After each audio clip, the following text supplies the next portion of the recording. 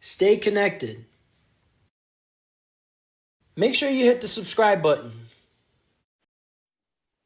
Good evening. It's July 6th of 2021. I see 7:01 p.m. Before we officially open up our city council meeting, we have a public hearing. Going to open the public hearing to hear comments on the effectiveness of the Clinton Avenue Water Main Replacement Program funded by a Community Development Block Grant 285 PW 169-16. Public hearing is now officially open. And if there's anybody present to speak to this,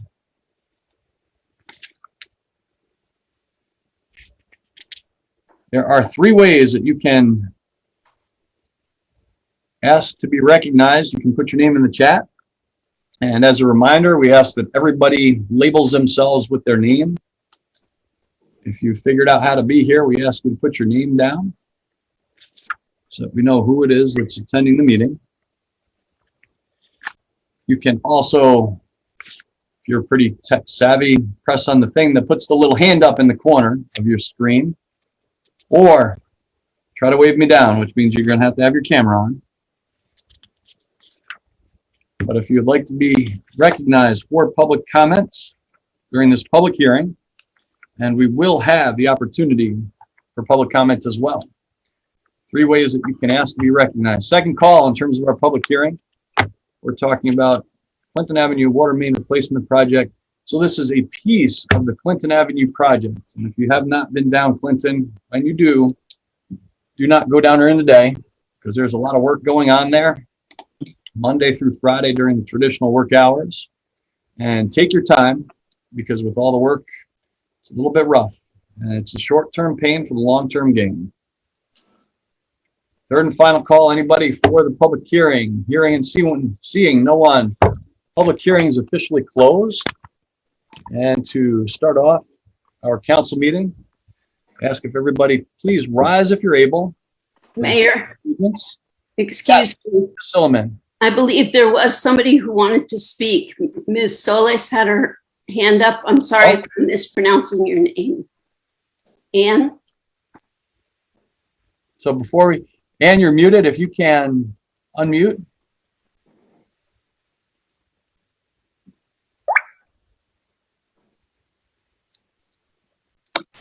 How about now? Thank you. Sorry, I thought thank you, Mayor Tom, but I'm sorry, I thought you were directing the public comment at one topic. That's why I didn't raise my hand sooner. Yes. Is this for public comment or was this for the public hearing? This is for a public comment. Okay, so if you can hold on to that, we're going Sure. to pledge and then we'll have public comment. Very good, thank you. Thank you. Katie Kenai, thank you. I'm going to mute all, and you can unmute afterwards, but we found it's a little easier for the pledge. Different people come in at different times. We're all part of the choir, and that's okay. So if you all can rise if you're able for the Pledge of Allegiance. Let me get that light out of the way. I pledge allegiance to the flag of the United States of America and to the republic for which it stands, one nation, under God, indivisible, with liberty and justice for all.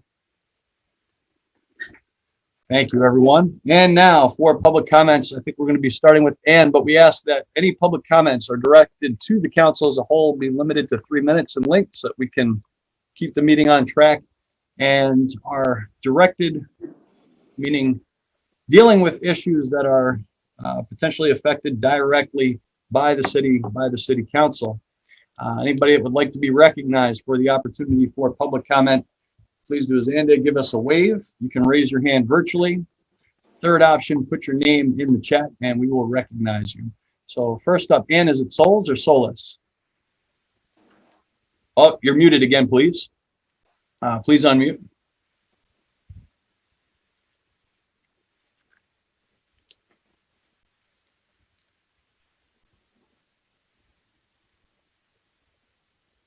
You can give her a minute.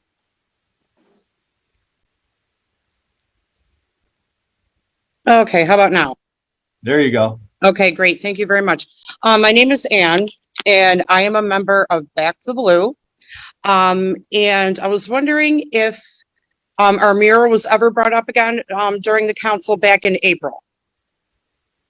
Yeah, and I'd love to meet with you and the rest of the group. So please invite me to the next meeting and we can talk. Okay, because we are curious, and if you guys wouldn't mind discussing this, we had some funding that we had to, put up for the mural painting, and since it was rescinded so close, if we're not going to move forward, we're possibly looking for reimbursement. Very good. Please invite me to your next meeting. I'd love to talk further about it. Okay, great. Thank you, Mayor. Thank you. Is there anybody present that would like to speak during public comment? Yeah, this is Wayne Scott. I'd like to speak if I could. Let me move so I don't have the sun at my back. I don't know if he's hearing me or not. I heard you. Wayne, when you're ready. Okay, sorry about that. So over here in Ward 1, Loop Street is up for potentially being a dead end. Residents around the area and as well on Loop Street are looking for details, asking why maybe there wasn't approval by taxpayers and or residents that would affect. Haven't really had any contact about it, and they've got a lot of questions. About moving ahead in logistics, big concerns of those people are the snow plows, where the snow is going to go. Most importantly, fire trucks, how emergency vehicles would get through and to those people, and garbage trucks, what accommodations would be made for those. I do not think Loop Street is slated to be a dead end. Nick, if we can, Nick, let's let him go. Okay. Let him finish his comments. Sure. Well, Wayne? if Loop is not, then this is not it's not relevant. Wayne, so a little bit of a break in the action. So the discussion has been with the hospital about the potential for Alvena. And Alvena. Loop Street would not become a dead end. We are working with the hospital to schedule a public meeting where we would invite neighbors on Loop and Alvena, and obviously open to the public, to further discuss about what's happening up there. So suffice to say, the hospital with their addition of the, not sure what they're calling it, but I'll call it the cancer center there adjacent to Loop Street. Yep. They're looking to do some things differently in terms of the configuration of parking. We've had good internal dialogue. Department heads have been involved to address exactly what you're talking about. So trash collection, snowplow, emergency services for both police, fire, ambulance. We've involved city staff, but the next big step is talking with the public about what is proposed and making sure that people understand what's proposed and why, and then hopefully having community buy-in.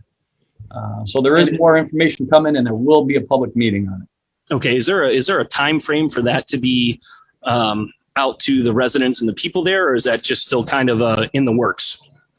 Well, we're hoping within the next couple of weeks. We're working on scheduling between personnel at the hospital and city staff, and we want to make sure that we're giving enough time for notice so that we can make sure people can schedule appropriately. So we don't want to say, hey, we're going to do this on Friday. Right. Is that something that will probably come up at the next council meeting? If not before, I hope so, yes. Okay, perfect. Thank you for the answer. I appreciate it. Hey, no problem. Thank you. Opportunity, public comments.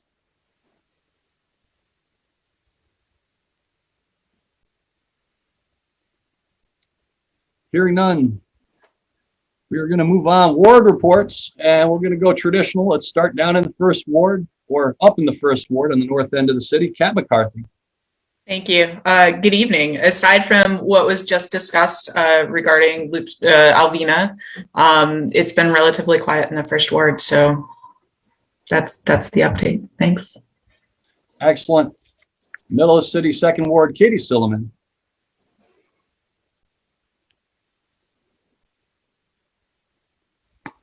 Sorry, it's been quiet in the second ward as well. We are very pleased to have our streets getting paved. Appreciate the DPW taking care of that. And I did have one call from a resident who is upset about the number of groundhogs in the city and would like the city to hire someone to try and eradicate groundhogs. I know a lot of people have dogs that keep them out, maybe borrow a neighbor's dog. or trap them, or people who have put little electric fences around their gardens to protect their produce. I don't know if there's ever been a pest control person hired by the city to get rid of groundhogs. So that's something I'll be asking you guys about on her behalf. Very good. Thank you, Katie. And for the last 10 plus years, it's been property owners' responsibility in terms of dealing with, I'll just use the general term, vermin: possum, woodchuck, groundhog, raccoon, skunk. We've left it to property owners for quite some time. But further discussion if it's warranted. And third ward, Bruce Tyler. Yeah, thanks, Mayor. I guess first of all, I'd like to offer my congratulations to Jesse Abbott and his upcoming retirement. He's going to be missed.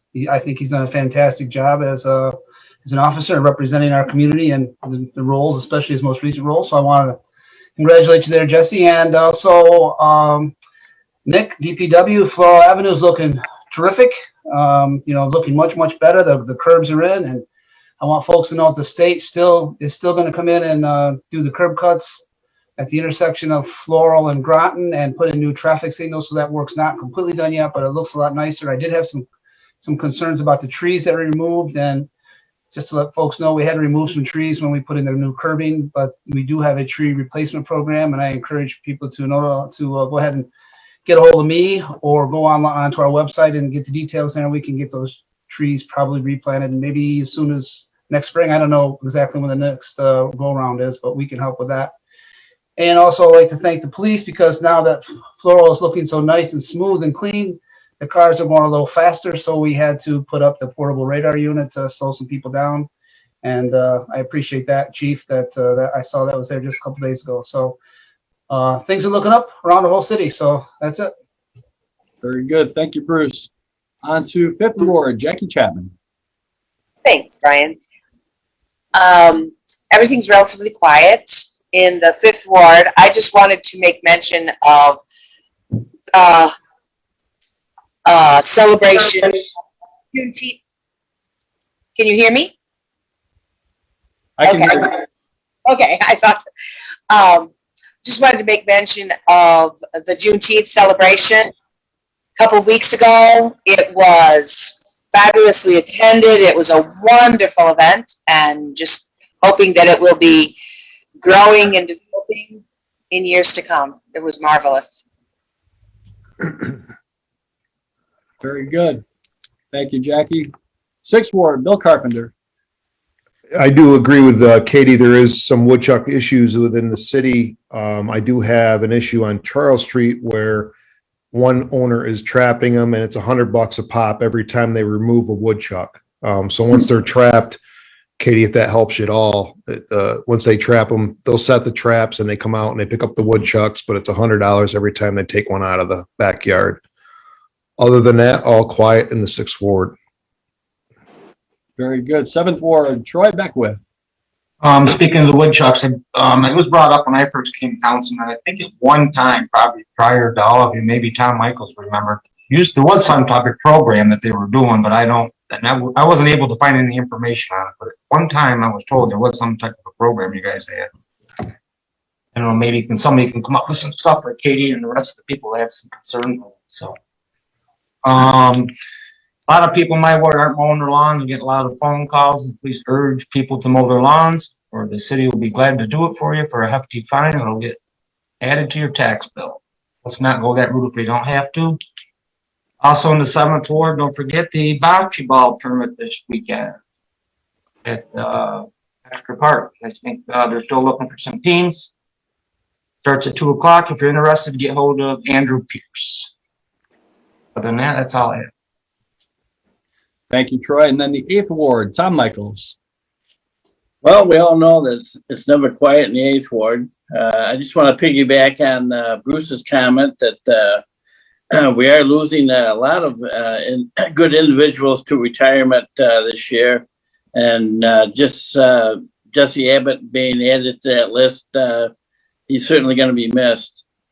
To address Troy's comment, Yes, the city used to have money set aside for addressing varmint control, skunks, woodchucks, etc., raccoons. But that kind of dried out once we were pretty much overwhelmed by woodchucks that pretty much depleted the allotment that we had set aside the 1 year.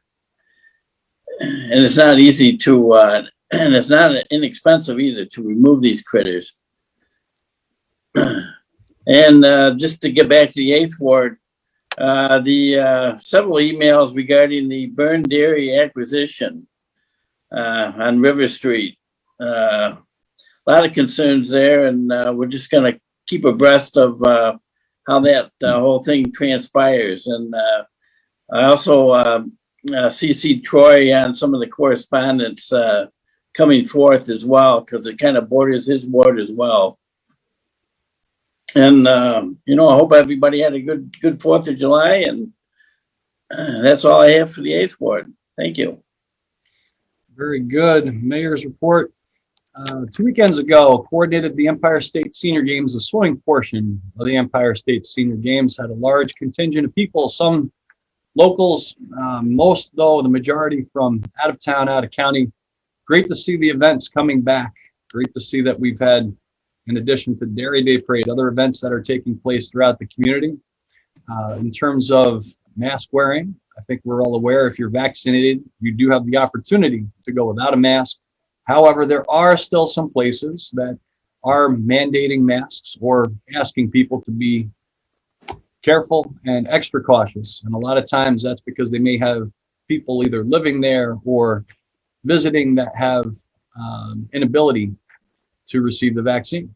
So as you're going out and about, if somebody asks, hey, can you please wear your mask? I want to remind people, ask people, being polite, being a good neighbor. And if it's all that we need to do every here and there to wear masks, that we're all feeling safer and being safer, then it's a good thing. The community's been going in the right direction. Want to continue that trend. Speaking of, back to in-person council, this will be, and we've talked about this before the public, this will be our last virtual meeting. Excited about returning to in-person. So the current plan is that we will return to meetings in what we call council chambers, which is also the top floor of City Hall. What we want to do is be consistent with the requirements of the court with regard to expectations. And the courts, that's one of the entities that is still requiring people to wear masks. As long as they are requiring masks, then for our public meetings, we will ask any attendees to please be masked. We're going to be consistent throughout our facility and consistent, even though the court is not in session, it's technically their space. We're going to be good visitors while we're up there. We may need to limit number of attendees to 50% of occupancy. So we're working on making sure that we can continue to stream meetings the way that we have been, because this has proven to be valuable. My experience over the last 17 months, I believe that with these virtual meetings, we've been reaching a larger segment of our population. We want to continue to have that outreach. We want to continue to engage our neighbors so that people know what's going on. But excited about getting back to in-person. Minutes from our last meeting, minutes from our meeting in June. Your motion to consider. Troy. Well, I'll do that too, but I just wanted a quick thing on going back to the council meeting. Is there any way that people that can't attend, that we can still zoom in on them, or is that going to be too complicated? Or I'll tell you what, let's well, just think about it. Yeah, I'd say let's to give us a little bit of opportunity, if we'd like to discuss at the end of tonight's meeting. I think we're going to move at a steady clip this evening. Okay. We can bring that back up. That gives everybody some time to think about it. And that reminded me, if we can, at the end, I might as well ask now, adjourn for an executive session to discuss litigation. So council, we will have an executive session at the end. So Troy, yeah, let's get back to a conversation with that at the end of the meeting and open to ideas. Thank you. Very good suggestion. So minutes from last meeting, we have a motion to consider filing the minutes as is. Bill Carpenter, do we have a second? Looking for support. Katie Silman, there we go. Any issues or concerns regarding the minutes, alterations? Mayor, what minutes are you doing? The special meeting or the last meeting? You know what? Let's go chronologically. Devin, thank you. Devin's the individual that does minutes. Let's go with the special meeting minutes first.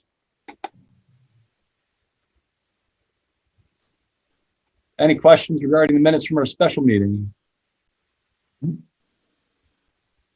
Hearing none, all those in favor, filing the minutes as is, please say aye. Aye. Aye, and we get a wave. And council, as a reminder, please make sure you're unmuted when it's time to vote. And now minutes from our last council meeting back in June. Motion to consider filing the minutes as is. Jackie Chapman, second. Bruce Tytler, discussion. Mayor, who was the one that first and second on the first set of minutes, please? First set, I believe, was Billy Carpenter and then Katie Silliman. And then the last meeting would be Jackie and then Bruce. Thank you. And somebody correct me, council members, please correct me if I misspoke.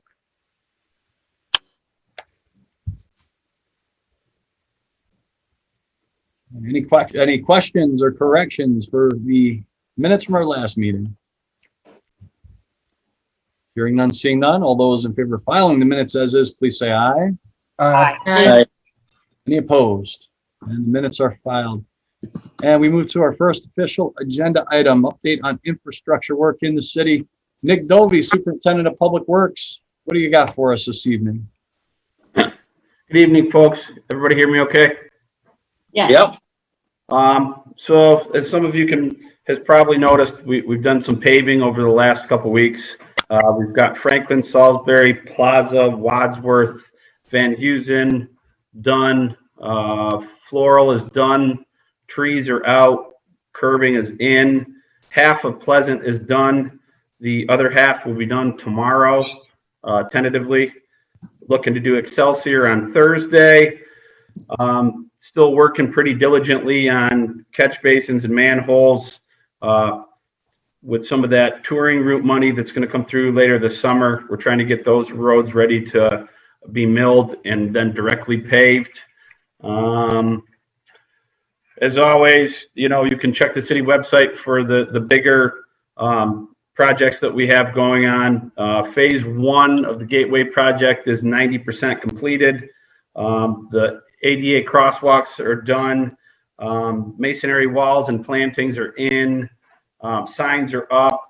The only big paving's done, striping. The only big ticket item on phase 1 is the streetlights aren't up yet. Phase 3, you can also, like I said, go to the city website to see the 2-week look ahead that we normally post. But basically what they're doing down there right now is making water connections at Hubbard Street and Pendleton Street intersections and installing storm sewer between Rickard Street, basically east and west on Clinton Ave, in that general area of the Pendleton, Hubbard, Rickard kind of corridor. Water department has not started Washington and North Greenbush streets, but they've been pretty busy doing the non-copper gooseneck connections through the LSLRP program. I think they've got about 35 of them installed, and we have submitted that work for reimbursement. If anybody has any questions or anything that I missed, feel free to. Now's the time, I guess. Council, any questions for Mr. Dovey? I don't have any questions. Tom does, so. I'm Michaels. Nick, do you have any communication with some of the businesses along Clinton? Yes, I do. Okay. I witnessed several cars trying to get the Starbucks over the holiday, and there's no sign detouring them around the block to get there. I see a lot of them try to go down Clinton, then they make a quick U-turn and come back out. You can access Starbucks through that end of Clinton Ave. There was only one little. There was a detour set up. I'm not sure if it's still there. I would imagine it is to go. What's the name of that street? Cleveland. Yes. But they are supposed to be able to access Starbucks through the Clinton Pomeroy intersection. The signs are kind of in the middle of the street. There was a couple days, however, when they were doing the crosswalks where that was not available. Okay, it looked pretty confusing to me watching these three vehicles make a U-turn trying to get to Starbucks. I've seen it probably 1,000 times. I'm sure. Were they coming down Clinton from like the from Pomeroy or from like Up 81. Okay, yeah. I think there's 6 signs right there that basically say detour, but then the signs right at Clinton Ave say that Starbucks is still open and accessible. So, but okay. Yeah, we've got a lot of that. The other thing that I'll urge the public not to do, you know, I think this is a good forum for it, is try not to drive through the Mr. Tire parking lot to access the businesses down there, because those poor folks are, you know, walking in and out of that building, moving cars around and stuff, and people are flying through there going way too fast, and basically they're using that parking lot as a cut through, which they should not be doing. Yeah. So. Hey, thank you. Yeah, that's what I think. The only other thing I forgot is Owego Street. We're doing some minor work as we can over there on some of the sewer laterals. We're going to gear up probably middle of next month to redo all the storm sewer and get that road with new curbs and pavement as well. But we just have some other things in front of it at the moment.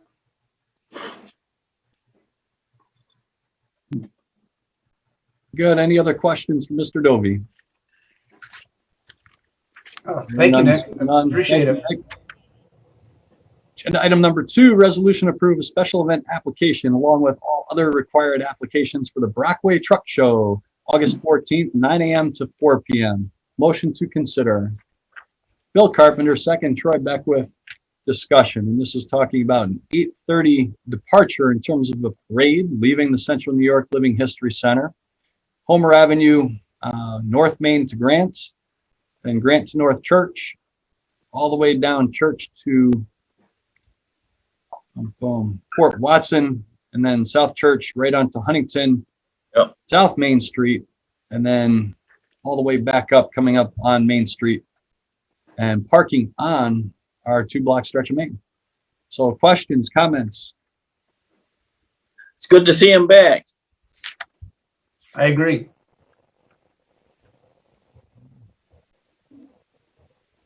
All those in favor say aye. Aye. Aye. Opposed? Carries. And then number 3, consideration of resolution to waive any appropriate fees for the Brockway Truck Show. Motion to consider. Jackie Chapman, second. Katie Silliman, discussion. All those in favor say aye. Aye. Opposed? Carries 7-0. Very good. Yeah, exciting to get the truck show back along with all the other events, and especially it's a lot of fun. You go down and you see the kids coming through and they look, and it's an exciting day. Number 4, following appointments, reappointments to the Cortland Housing Authority. We've got Merle McCown from July 1st. So this is retro of this year to May 31st of next year. And then Sharon Stevens, this would become effective August 1st of 21, running through October 27 of 2022. Motion to consider. Troy Beckwith, second. Katie Silliman, discussion. Yeah, I'd like to thank these folks for stepping up and volunteering to be part of this organization. So it's great when we have citizens willing to do that. It's what we need. So thank you, folks. Agreed. Well said. All those in favor say aye. Aye. Aye. Opposed? Carries. And then number 5, resolution to accept, recognize, and appropriate the following donations. And this is to the Youth Bureau. And this is a donation from Access to Independence, amount of $1,769.02. And this is to go to 2 park benches.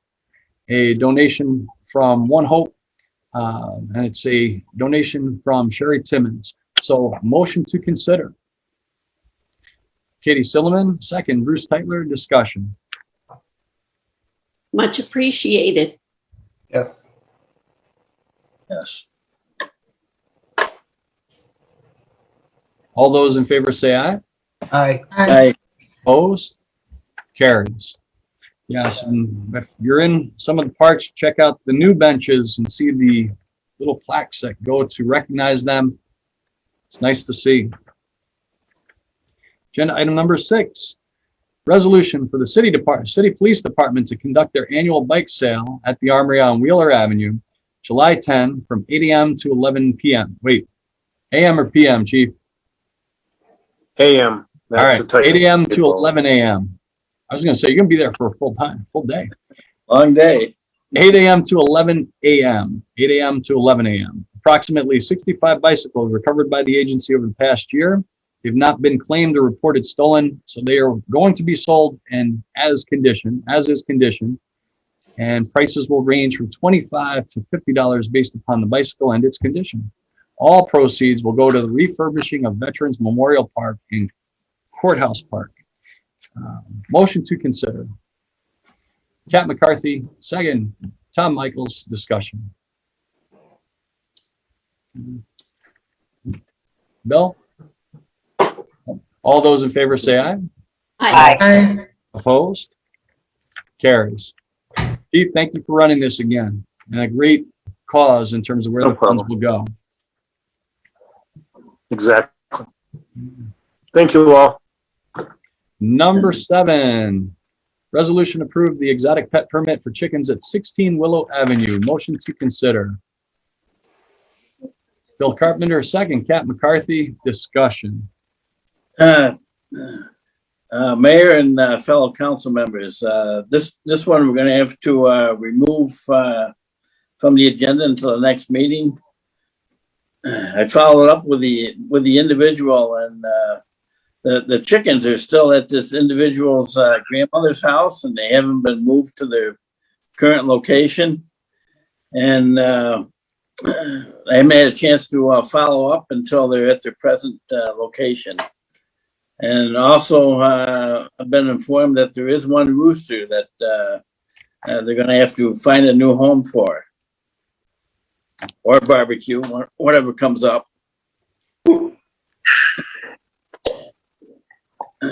Very good. So would you like to table this? Yes, please. Okay, so Tom, is that a motion to table? Yes, it is. We have a motion to table. Does it have support? Support from Katie Silliman. So number 1, number 2, and all those in favor of tabling to the next council meeting, which would be July 20th, please say aye. Aye. Aye. Any opposed? Okay, we're going to table that to July 20. Tom, thank you for your hard work on that. Yeah, thank you. And I still plan on getting the small group together to discuss the snakes as well. There's been some new development on that front. Sorry to hear.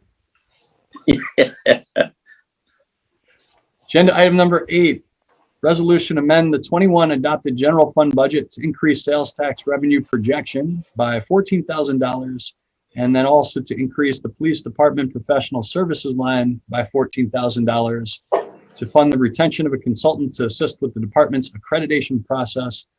Net effect on the budget for 21 is 0. So motion to consider. Bill Carpenter, second. Bruce Tytler, discussion. And in case there's questions, basically sales tax revenue is looking a little better than we anticipated. That's good news. We need to, Council, you've expressed an interest, and I wholeheartedly agree in keeping our police department accredited. With everything that happened last year, we fell a little behind. And the best way for us to play catch up is to hire somebody externally to help us with the paperwork. And that's going to get us where we need to be. Actually did get an email, Chief, I'm not sure if you had sent that, if that was forwarded or what, but seems like things are clicking along well. No further discussion. All those in favor, please say aye. Aye. Opposed? Carries. Thank you. Number 9, Resolution to transfer from the wastewater fund reserve for equipment repair and replacement $39,614 to the fund's operating equipment repair account, fund the replacement of a dump truck body. Motion to consider. We got Bill Carpenter and then Troy Beckwith. Discussion. I'm looking at the information in the packet. Boy. All those in favor say aye. Aye. Aye. Opposed? Carries. And Bruce Adams, who's in charge of wastewater department, like to say thank you for figuring out how to get that done. Thank you for your support. It's an expensive body for a dump truck, but gosh, I don't know what the whole truck is going for these days. I think about 150 to 200K. Good move.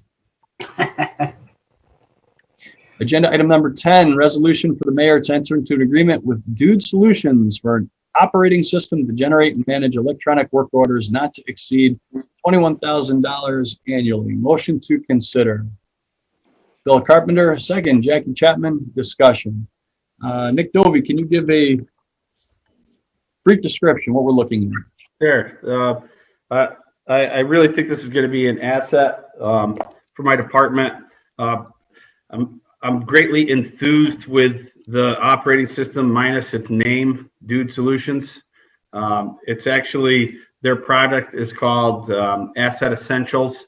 It manages work orders, assets, maintenance activities, municipal infrastructure, public service divisions on one central database. It comes with reoccurring PMs, scheduling, a citizens portal, automated workflow stuff, GIS integration layers.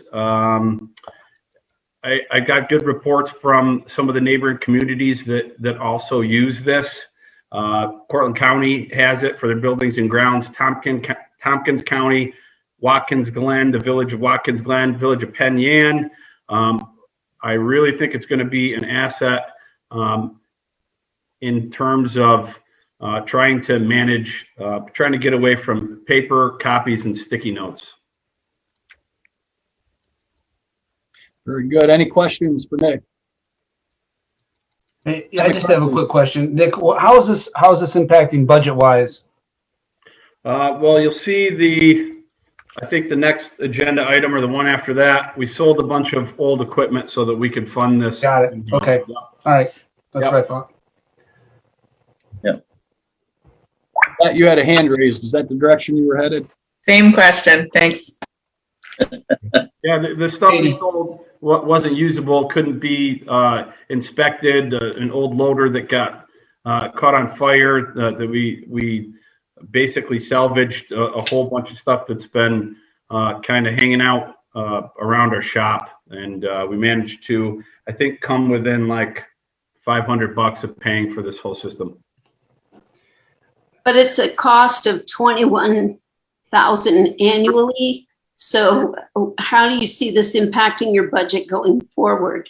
It's a little less than that. I think it's about 14 or 15 grand annually. There's a charge for like an upstart and training that's only one time. And I have some other, I'm not super worried about it in the future. I've had some other budget lines that we're spending less out of that are like our 415, like what do you call it? The 415 lines are like your personal service lines that we're doing more in-house. And so I think that I shouldn't need to come back to council and ask for any money. We should be able to wholeheartedly pay for it within our own current budget. That's wonderful. And are you going to need training on your end to use it? Yep. Yep. Does this include the training? Yep, that's that. I think it's like a $5,000 or $6,000 upstart cost where they fly a couple people in and they give you a lot of support for like the first. I think it's like the first week, and then they have like a system of individuals that help you get this off the ground that lasts, I think, for however long that you contract with Asset Essentials. but the first X amount of months, they really want your business from year in and year out. So they want to make sure that you get the platform off the ground and that you use it appropriately. It seemed like a pretty cool organization, and I think that they have like 13,000 municipal clients or something like that. So That's great. And so how many people on your end will be trained to use it? basically everyone in my whole department. Wonderful. And is it pretty, as far as you can tell, user-friendly you said there's some sort of public interface? Yeah, yep. It seems like it. Basically, I can create work orders, assign them directly electronically to individuals. There is like you just mentioned, there is like a citizens portal where they can, relay pertinent information, potholes, garbage that was missed, this and that, and then a work order or those tasks will be automatically assigned to an appropriate manager. Instead of just people calling people, it should be much more efficient. I would imagine to handle the daily operations and calls. That sounds good. Thank you. Okay, further questions? Hearing none. All those in favor say aye. Aye. Aye. Opposed? Carries. And number 11, resolution to recognize and appropriate $5,600 from the recent sale of equipment to line item A701010 5405-2. Nick, what is that line? That is the Cortland Youth Bureau line, I think, for equipment. That one piece of equipment out of our whole auctions international sale was actually a truck that was owned by the Youth Bureau. And John can maybe expound on that, but I think that it's going towards a new trailer for some piece of equipment that I don't think that their current unit can be used anymore. We purchased, as you guys may recall, a new John Deere trim mower tractor. And that tractor was using a trailer that was over 10 years old and needed to be replaced. So part of that funding will purchase a new tractor for that unit. Very good. Thank you for the explanation. So motion to consider. Katie Silliman, second. Kat McCarthy, discussion. All those in favor say aye. Aye. Aye. Opposed? Carries. Number 12, resolution to recognize and appropriate $20,488 from the recent sale of equipment to line item, and that's A50. Nick, what line item is that? A5010-5415 is the personal service line for the DPW that we're going to use for the asset essentials. Used for the, sorry, say that again? The Dude Solutions Asset Essentials software. Okay, thank you. Yep. Motion to consider. Bill Carpenter, second. Bruce Tightler, discussion. All those in favor say aye. Aye. Aye. Any opposed? Carries. And number 13, setting a date for a public hearing to consider a local law amending the city code to allow for the recovery of costs on a set schedule for fire calls and EMT calls. Let's see, I'm looking. Chief Friedman, I see your icon. There you go. Is there anything you'd like to share before we talk about setting a date? Well, I'll just touch on it quick. I think it was pretty well explained in the packet. Yeah, it was. This is something that Chief Glover and I had started in 2019, just before his retirement. We started researching the abilities because we knew there was ways to receive some money to help offset costs that we have specifically for motor vehicle accidents and rescue type things. Now, this is not going to offset costs for the EMS calls that we go on, but for the motor vehicle accidents or anything that requires a rescue type of activity, there's a schedule that's set that will help offset it with insurance company. information. We've researched that a little bit with the police chief and trying to gain that information. So basically, if somebody's in an accident, we have to do certain levels of things, much like the tow truck. It's covered by your insurance. There's a way that we can reap some of the costs that we would have to do that. So the schedule's there, the policy's there, and it's been in the works for a little bit now. So we just need to get it out and make it move forward. Council, any questions? Oh. All right, so we're looking to set a date for a public hearing. Our next meeting is July 20. Chief Friedman, are you ready to hear from the public July 20th? Yes. Very good. Council, does that meet with your approval? Public hearing? Yes. July 20th. Yes. Yes. Yes, it does. Excellent, thank you. Any further discussion on agenda item 13? No. Cat McCarthy, bless you. Agenda item number 14, discussion on position in DPW, either a supervisor or deputy superintendent. Nick Dovey, do you want to get us started? Sure. I know, I apologize first off. I know I emailed some or the council members and some of the administrative staff, in my request for backfilling my position as deputy superintendent. I know it was a lot of information. I also sent numerous documents on our 5-year wish list and plan. So I'm sorry that it seems like it comes in waves from my department, but that's kind of how it works.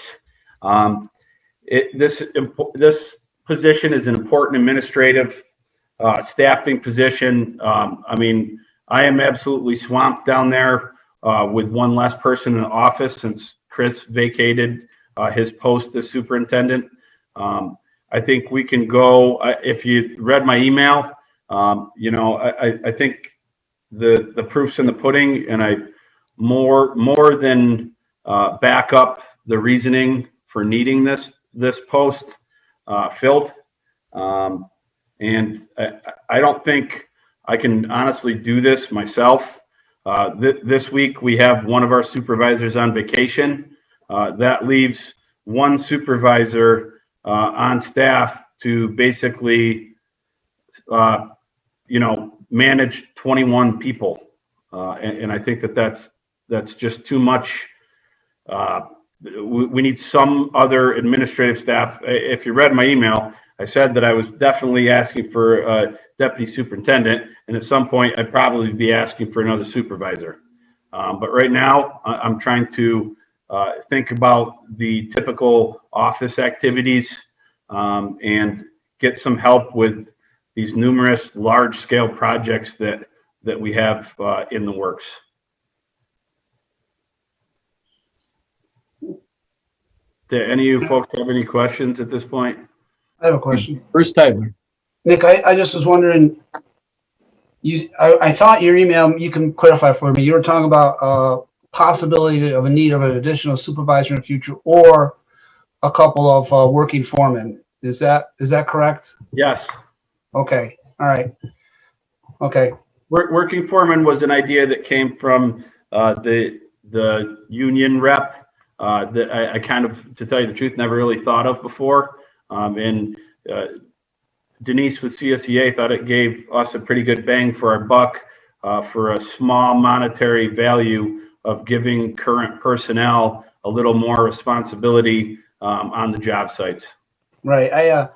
I support a deputy superintendent. You definitely need the help. There has to be somebody to be able to take over when you're not there. So I definitely support that. And I did some quick math on a couple of people as working foremen, and that didn't seem to be a budget buster at all compared to, I think a supervisor would be a little bit more, more of a drain, not a drain. I won't say a drain, but it would cost more on the budget. So I guess when I'm looking at it, I'm thinking about I support the deputy superintendent, and I'd like to learn more about a couple of working foremen going forward and how that might play out.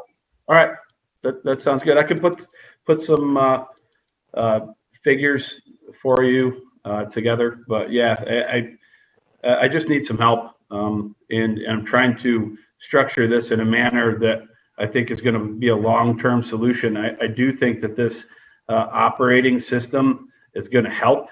But obviously I need people that have some kind of managerial skills in order to actually, create work orders, assign them to individuals. And either way we go about this, deputy superintendent, I think it would be an asset in the office. And if we did do a few working foremen, I think it was basically $8,000 to $10,000. It wasn't a huge, big number. And then I get to depend on, if we had 4 working foremen, 2 supervisors, and a deputy superintendent, I would have 7 people that can kind of share some of this responsibility instead of right now on any given day I have like 1 or 2. Yeah, and I think it's important for the public to realize all the cuts that the city has made to various departments over the years, and you guys have absorbed a lot of that work. And I also noticed, and this is also something that you made a good point in discussing, that you guys, your folks are doing more construction type. It's not all maintenance. Sure. And that requires a little higher skill level sometimes. So I think that you definitely need to make sure that we have folks that know what they're doing, and that I like the idea of working foremen. So yeah, in different levels of management, sometimes the term span of control is thrown around. In at the DPW, it's not that things don't work. It's not that work doesn't get accomplished. It just could be much more efficient if you had a manager who was watching 5 to 7 people instead of 20, because you really, if you have 5 or 6 jobs going on throughout the day, it just makes things, somebody's not being watched. Somebody's probably not on task. They don't necessarily have all the materials or direction on what they need. And that in itself is just something that I'm not super comfortable with. Okay. So my question is, do you have people on staff who can step into those working foreman positions? Because I'm also in favor of you having a deputy superintendent. Sure. No question. And I like the idea of the working foreman rather than the supervisor. Sure. Because it is less money, and it seems like you would get more bang for your buck if you have 2 people. And I understand the need if you've got 4 or 5 different projects going on. Just from my own experience as a homeowner, you want a supervisor on that job. You want somebody who's managing the task, keeping it going. If they lack for something, getting it for them. Somebody who's able to answer the big questions and make decisions on the spot. Sure. So what is happening now, and I'm definitely 100% not complaining about my new job, but what's happening is I'm stopping giving, the attention needs to go to things that are important, but I'm stopping for things that are urgent, and there should be some level of person in between either myself or supervisory staff or general hourly employees that can handle the things that do need immediate attention, but are no more important than sitting in the meeting about the multi-million-dollar project that you're not paying attention to because you're on the phone in the hallway with something that's more routine. Yes. You need a Nick Dobie. Yeah. A mini-me.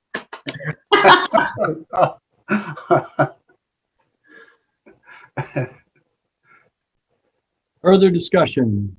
Guys, it's really no different than having police and fire as to lines of supervision, sergeants, lieutenants, deputy chiefs. It's exactly the same thing as the firemen with captains and all that. So it's really no different, just a different line of work, a different wording, Yep. So I don't know, Mayor, do you need a resolution from us to support the hiring of a deputy superintendent? Yeah, we can't go forward without a resolution. It was asked to be a discussion item, so if there's a desire by council to go in the direction for movement, then we need a resolution. Oh, Rick has his hands up. Mr. Van Donsel. You're going to need two resolutions, one to lift the hiring freeze and a second one to allow Nick to hire or put forward a deputy.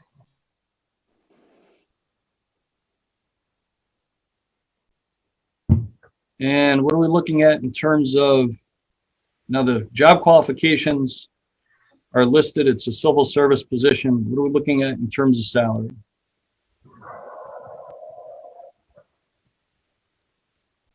Are you asking me, Brian?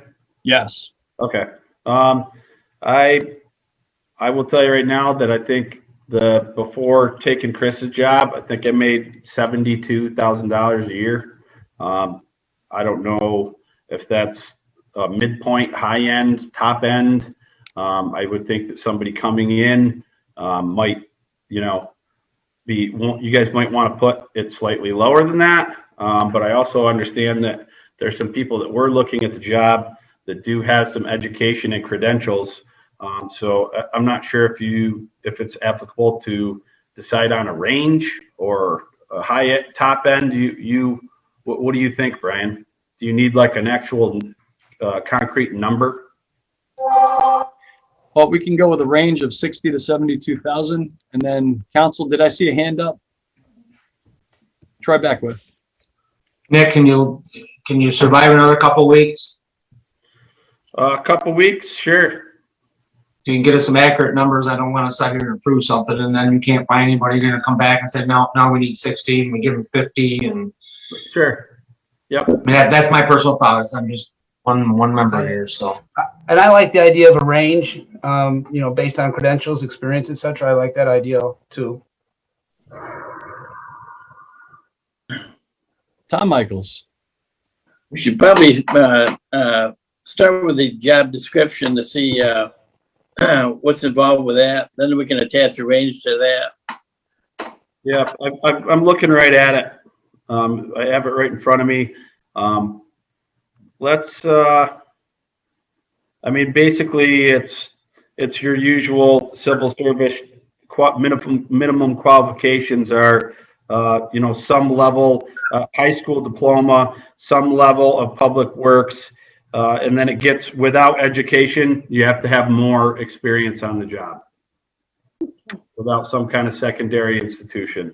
If you had a, college degree in surveying or general construction or something like that, I think it supersets the need for the 8 years experience. CDL required? I do not believe CDL is required for this position. I had a CDL, and when I got the bump to deputy superintendent, the union said you better let that go to the wayside, because now that you are not in the union, you cannot be in any of the equipment, even in an emergency, because you're taking work away from the CSEA members. Yep. Which I understand. So, yeah.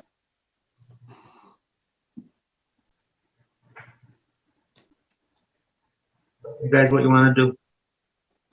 So Troy, it sounded like you're asking whether or not we can wait and revisit this July 20. Well, I think we ought to have some firm numbers rather than give a range. That's my personal opinion. I don't want to get in the dilemma we did last time, so. I agree. I do like the idea of a range, but I like the idea of a range based on what's out there, real number. Right. Yeah. I agree. Yeah. You want to pass the resolution to lift the hiring freeze tonight, and then we can vote on the other one on July 20th? Fine with that. So the resolution to lift the hiring freeze for the hiring of the deputy superintendent in public works. Motion to consider. Bruce Tytler, second. Katie Silman, discussion. Now, does this mean that we're going to have an individual that's going to be hired before we look at the range, or are we just saying that Nick can go ahead and start canvassing the individuals and we'll figure everything out at the end? Lifting the hiring freeze means that we're going to go forward with it, but it does not give permission to hire. Okay. Yep. I've got a pretty good candidate that does work, has a lot of experience, has an education, works and lives. Let's not talk about potential candidates. I'm saying works and lives in the area. What I want to do is reach out to him and see what number. All right, Nick, I'm gonna cut you off. Okay. And in terms of process, let's talk about what we're gonna do for process individually. I was under the impression that the superintendent was able to pick his candidate based on civil service, and he's already submitted an application. They forwarded it to me, so that's kind of why I'm bringing it up to you. That is the process. All right, let's talk after the meeting. Okay. It's a civil service job, and there needs to be an opportunity for qualified candidates to apply for the position. We cannot simply hire somebody off the street. So before we muddy the waters anymore, can we discuss the hiring freeze resolution that's on the floor that and I think it's been seconded and we vote on that? Yes. So the motion is on the floor. All those in favor? Aye. Opposed? Carries. So we'll discuss tomorrow, Nick, and we'll talk about process. So tomorrow, not tonight? Not tonight. Okay. And agenda item number 15, the American Rescue Plan. Wanted to give council an opportunity to weigh in terms of priorities if there's things that we would like to strongly consider. So we have had discussions in the past, but now we are, I don't know, about a month into it in terms of discussion. What is it that you prioritize? What is it that you're hearing from constituents? And what are some of the things that you would really like to see us work towards? And not talking about specific projects. It doesn't have to be, but general conceptual, because I'd like to be able to pull something together for council to consider in the next couple meetings. Bruce Tyler. One of the things that I'm hearing a lot of is people would like to see the sidewalks repaired throughout the city. So I would propose that we use a segment of this money and we start repairing the sidewalks. It's a huge issue, Mayor, and I think everybody knows it. And it's an equity issue. If I have mobility issues, there's certain areas of the city that I can't walk on because the sidewalks are in such horrible shape. If I'm in a wheelchair, I'm going to just forget some streets because I'll never get through them. And that's just not right. And so I really think we need to address this issue. We've kicked this can's been kicked down the road for probably decades, and I think now is the time to take some resources and let's start fixing the sidewalks. And I would say that Katie? people I hear from would like something that the people of Cortland can benefit from directly. Something that they could have a share in that helps them in some way directly.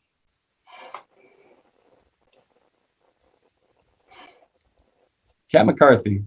I know from some of my constituents, I've heard concerns about the conditions of the road and the infrastructure in the city. So I think that's another one that I would just bring up is, people have addressed some of the road conditions and being able to improve those.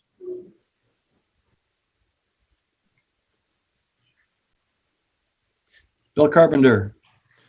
I know I've spoke about this before, but I really think as of now and in the future, we have a serious erosion issue on the bank of Taft, Nelga River, residential on Hickory Park Road, that area. I think we're having some issues here. It's going to be a long-term issue where it could happen 20 years from now, but people are losing their backyards down here. I know I've spoke to Nick about this before.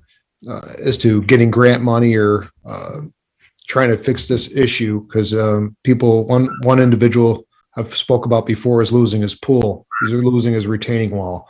So there's got to be some sort of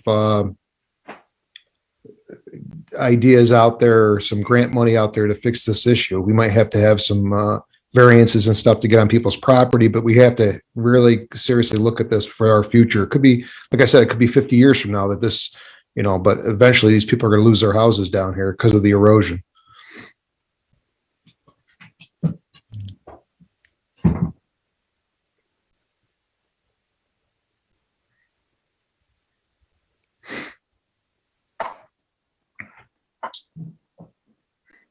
Tom Michaels. Well, through this pandemic, we've had a lot of individuals that really struggled to make ends meet. Whether it's food supplies, replenishing some things that they didn't really have the money to gain access to. Possibly spend some of this money and replenish some of our food pantries. I know Loaves and Fishes have been very active throughout this pandemic, making sure that some people have a hot meal every day. I don't know if we can provide some support for that group, but there's some people that aren't able to look out after themselves, and we should chip in and help them out. And piggybacking on that, Tom, and one of the things I've discovered is, because people ignore it, is some of these agencies may have some equipment issues. Maybe they need some equipment that's replaced. They seem to be able to get a lot of the food from the different bigger regional food banks, and people are always willing to donate food, but some of us, myself included, forget the infrastructure behind that's needed too. So that's something we might want to explore a little bit, because I agree, though, those agencies have done yeoman's work this last year in helping so many people. Absolutely. Thank you, Bruce.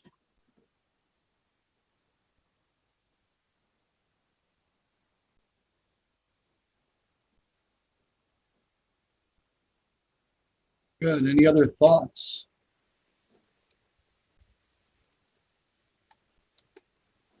Well, it's important for us to have the discussion, and as we move forward, try to put together some recommendations that give us the opportunity to prioritize and figure out what makes the most sense.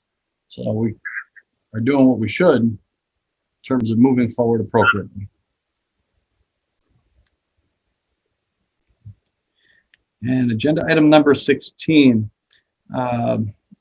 LP, liquid petroleum tanks.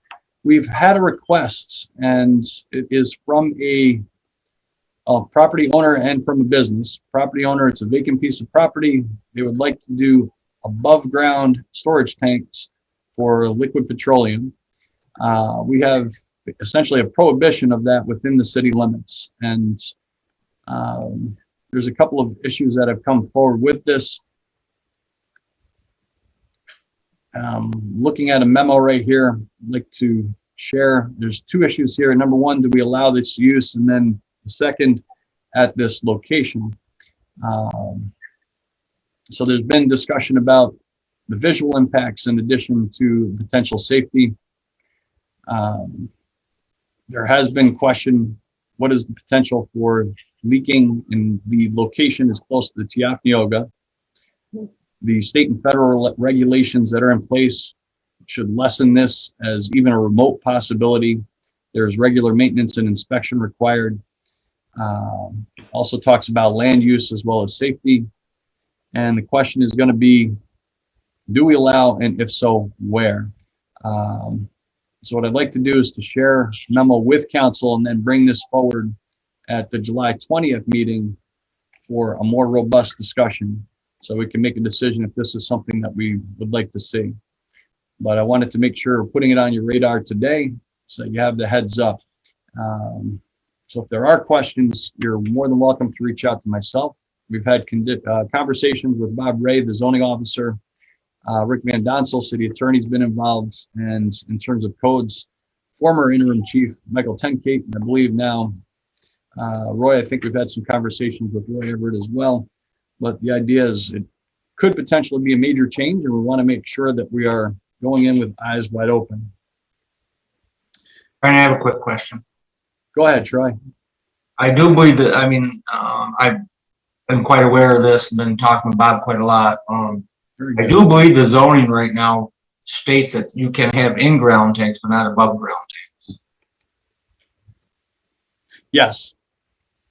And I foresee that personally, the above ground tanks would be safer than in-ground tanks. So you're gonna be able to control them and put them in a vat that's got to contain it. If there's 50,000 pounds of propane in there, it's got to sustain 50,000 pounds. So I think there's advantage to making this zoning change.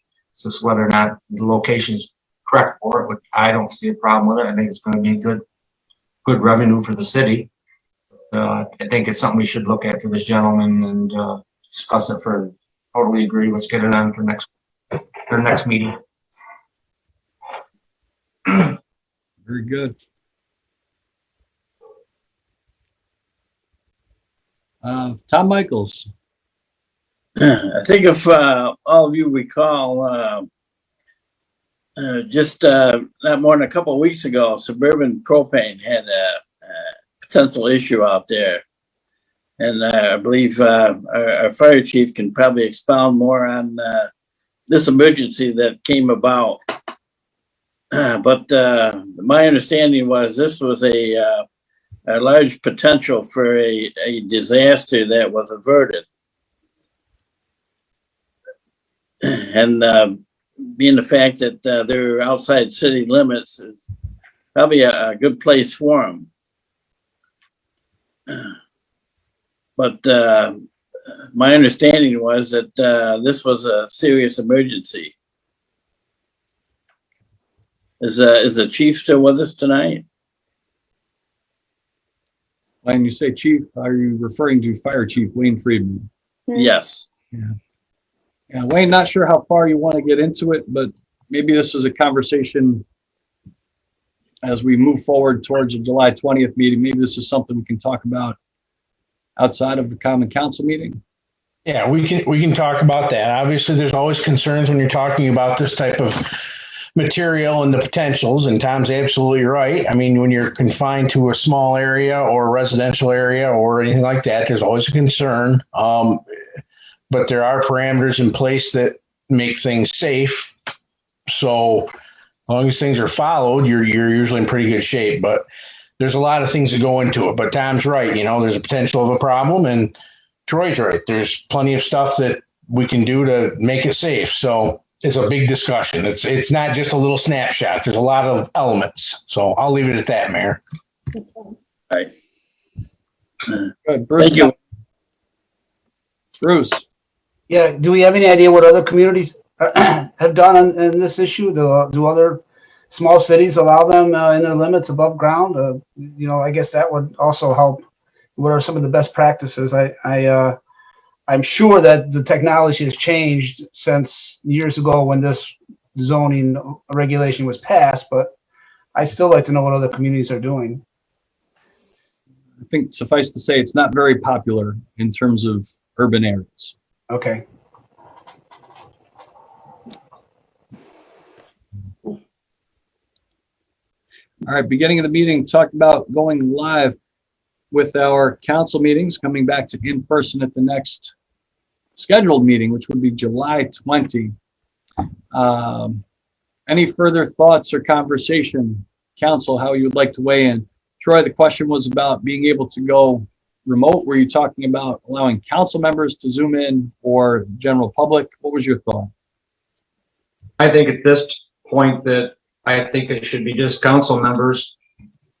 Then if anybody has, you know, like we have a meeting tonight and people want to speak, whatever, we should have some type of system set up so they can still speak. Because I think at this point we might run into problems getting too many people there, and then it's not going to be fair to people that, you know, who you're going to kick out, who's not going to kick out. We're not allowed in, you're not kicking them out, but not allowed them to be there, I guess. Because right now I'm assuming we're still dealing with the court system, having the courtroom, like you mentioned earlier. So I think just to play it safe right now, it should be board members only, or, you know, us people only. And then, the rest of constituents should be able to voice their opinions, and, you know, public hearings and stuff still via Zoom, so.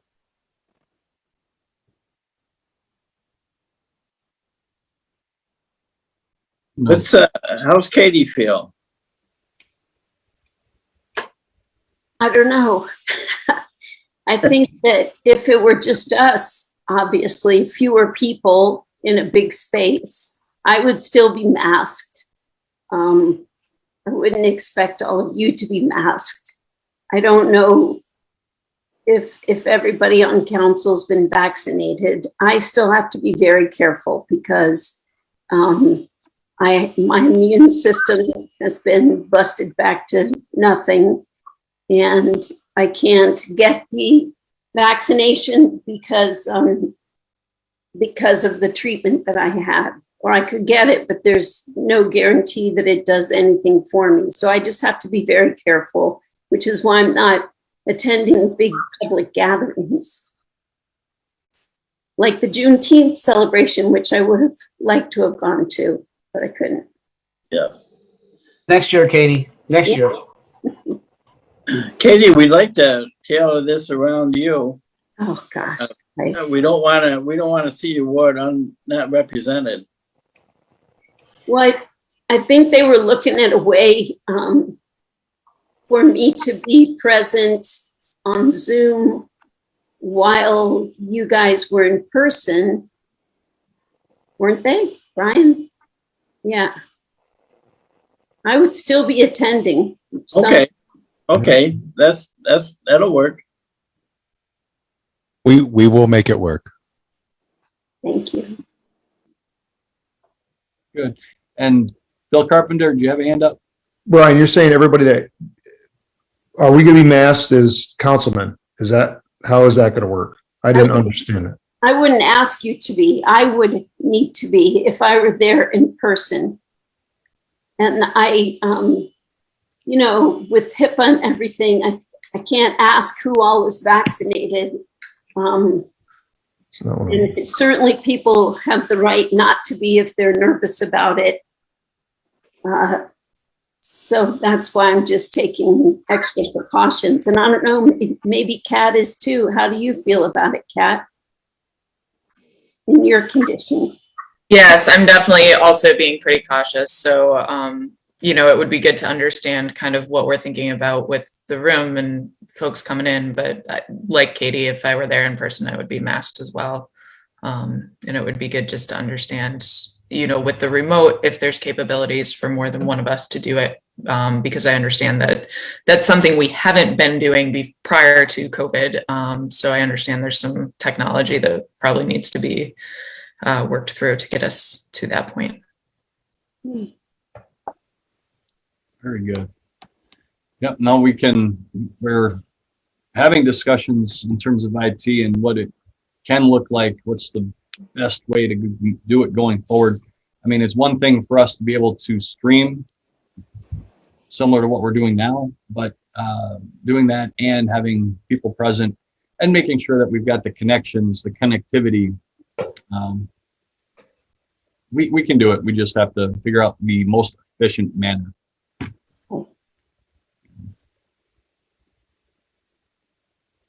So I want to go back to what Bill asked because I was a little confused. I understand about Katie, but is the court going to require us all to wear masks if we come in there for our council meetings? I believe in terms of entrance, the appropriate thing in terms of entering the building, getting to the courtroom, and then the opportunity to remove masks when we're seated. Oh, okay. All right. And that's how the court's been currently handling their sessions, is that right? I believe spectators have been masked throughout. I've had the good fortune of not having to attend court. Are they still following? Whose guidelines are they following? The CDC. I'm fully vaccinated, just to let you know. And the CDC is saying if we're fully vaccinated, we don't need to wear masks, and we can basically interact like we did before. So whose guidelines are they following? If you're fully vaccinated. The New York State court system's guidelines. They are making their own guidelines. Okay, but I'm not sure. It's not a local decision. This is from the court system, and it is coming from higher up the court system. So yes, you are correct. It is not necessarily consistent with some of the guidelines that are being put out there, either at the federal or at the state level. However, I get they get to have those rules when they're in session. I'm not sure how they get to tell the legislative branch how to operate when we're in session. I mean, to me, it's just the separation of power thing. I'm not understanding and I fully understand they have complete control over the court systems. That I'm not questioning. So in terms of the space, they're renting the space technically, well, I guess that is the best term. They're renting the space from the city. They pay a maintenance fee that really is not near market rate in terms of rent. However, the way I view it is in a agreement such as this, it's their space. And for us to allot them the space and then to turn around and say, okay, well, we would like to use it. It would be respectful on our behalf to adhere to as many of the guidelines as we can. So, okay. Well, that will explain if it's their space. yeah, but their current guidelines are definitely more strict than New York State, than what the CDC or WHO recommends. And that's the judicial branch's authority to make that decision. I'm going to go to Troy Beckwith, who's patiently. That's the case, then why don't we have just council members and department heads, and we'll have it in the conference room, and spectators will have to be via Zoom.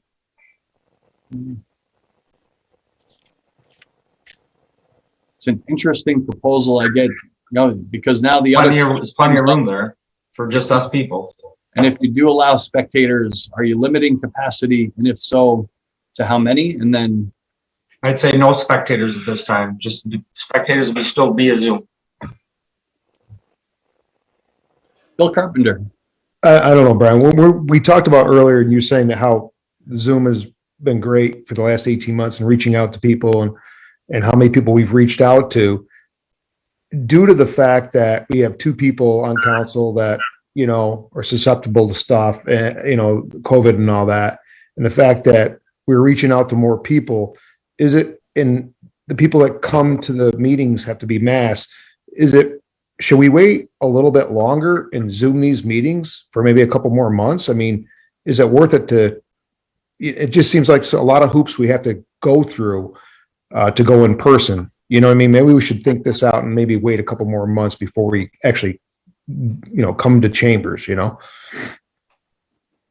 Bill, I hear what you're saying, and I'm not sure we have a legal opportunity to do so based upon the governor's rescission. Is that the correct word? Or rescinding the emergency orders, and then that takes away the opportunity for some of this.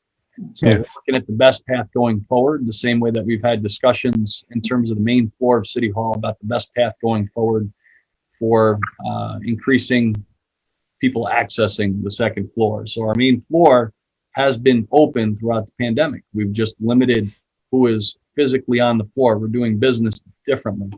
We intend to come back to where we were pre-pandemic, but we need to do so safely. And it's part the physical safety, but it's also the mental or the emotional safety for people from the general public and employees. So we want to continue to weigh in, and as I'm hearing thoughts, you know, I'm taking notes and looking forward to putting together something that hopefully meets, may not be what everybody envisions, but hopefully meets the satisfaction of the group. Bruce Teitler. I have another idea, Mayor. There's a conference room in the TC3 building on the southern end of Main Street that would be more than big enough for us to have a meeting. Department heads, we could probably allow people to attend in person. And since we're already talking about having reduced attendance, we'd have to set up some kind of Zoom session anyhow. Maybe we could examine having some meetings down there, and then we're not having to worry about intruding on the court space and their rules. And that just sort of it becomes a non-issue. So another location would be a potential. Yeah, and they're set up for technology. I'm sure they'd help us out. I don't believe they're using it in evenings. I have a question. I haven't been paying attention to the Cortland County, our vaccination rate. I know state has reached the 70%, but what has Cortland County reached? Because I haven't been paying attention to that number. The last one was a good 6-8 weeks ago, and it was less than 50%. So I believe that the number of people who are eligible to receive the first shot, number of adults that are eligible and who have received the first shot, it's up into the 60s at this point. So it's better than where we were, but we're still below the target for the state, for the country. But we're getting. And Mr. Mayor? Ray Parker, City Clerk. There was a notification from Legislator Harbin as well, is that today the county's emergency declaration ended at 4 p.m. And they will not be renewing it at this time. I got notification of that. Very good. I saw that too.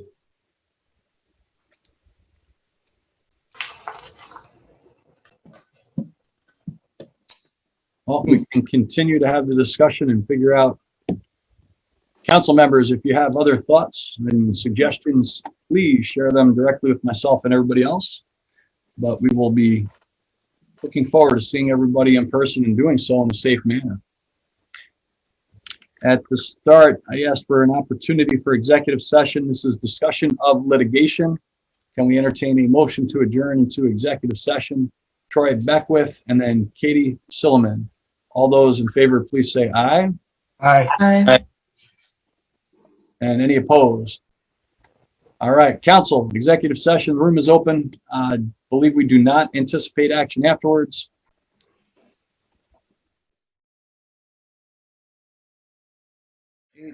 Everybody from council's back into the regular meeting. I'd like to entertain a motion to adjourn from executive session. Troy Beckwith, second, Katie Silliman. All those in favor of rejoining the public session, please say aye. Aye. Aye. Opposed? We are no longer in executive session. We're back in the general public. Is there any further business to come before the council on this fine Tuesday evening? Hearing none, council entertain a motion to adjourn. Cap McCarthy, second, Bruce Tyler. All those in favor say aye. Aye. Aye. Opposed? Ladies and gentlemen, we are adjourned. Have a great evening and hope to see everyone in the parks one of these days. Good. Yeah. Great opportunity to be out and be sociable with neighbors. Yes. Nice to see your faces. Yeah. Good night, everyone. Seeing everybody. Bye. Stop. Stay connected. Make sure you hit the subscribe button.